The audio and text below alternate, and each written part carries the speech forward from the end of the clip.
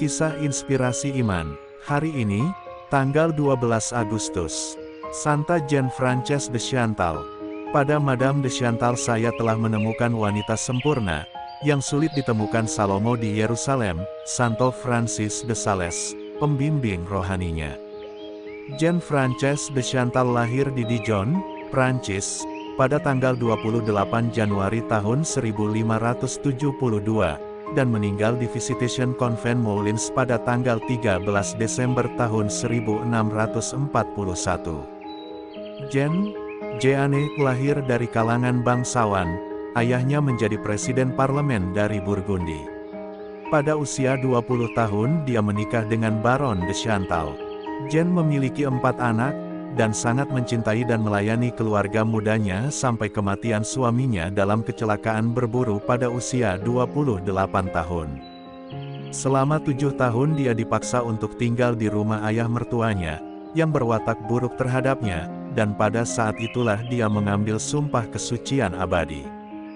Dalam semua doanya, Jeanne meminta Tuhan untuk mengirimkannya seorang pemandu. Dalam sebuah penglihatan, dia menunjukkan kepadanya pembimbing rohani yang dia simpan untuknya. Selama Prapaskah, pada 1604, dia mengunjungi ayahnya di Dijon, di mana Santo Francis de Sales berkhotbah di Sainte-Chapelle. Dia mengenali dalam dirinya direktur misterius yang telah ditunjukkan padanya, dan dia menempatkan dirinya di bawah bimbingannya. Kemudian dimulailah korespondensi terkenal antara dua orang suci yang menghasilkan volume surat bimbingan spiritual, beberapa di antaranya tersedia saat ini, tetapi sebagian besar dihancurkan olehnya setelah kematian Santo Franciscus.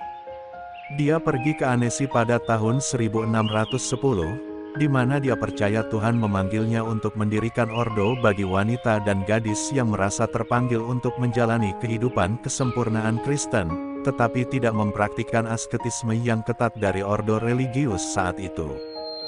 Demikianlah kongregasi visitasi secara kanonik didirikan di Annecy pada tanggal 6 Juni tahun 1610, Minggu Trinitas.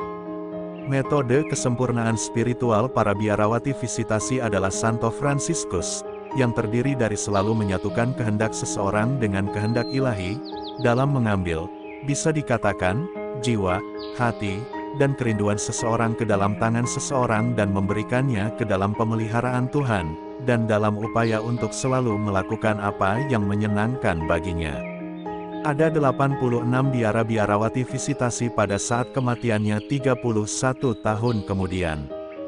Spiritualitas Santa Jean Frances de Chantal adalah spiritualitas yang kuat dan ulet. Dia tidak suka melihat putri-putrinya mengalah pada kelemahan manusia, dan mendorong perjuangan terus-menerus melawan nafsu dan kebiasaan yang menghalangi seseorang untuk mengikuti kehendak Tuhan. Pencobaannya terus-menerus dan ditanggung dengan berani, namun dia sangat sensitif. Dia menanggung salib batin yang, khususnya selama 9 tahun terakhir hidupnya, menahannya dalam penderitaan jiwa, dari mana dia tidak dibebaskan sampai 3 bulan sebelum kematiannya. Reputasinya akan kesucian tersebar luas.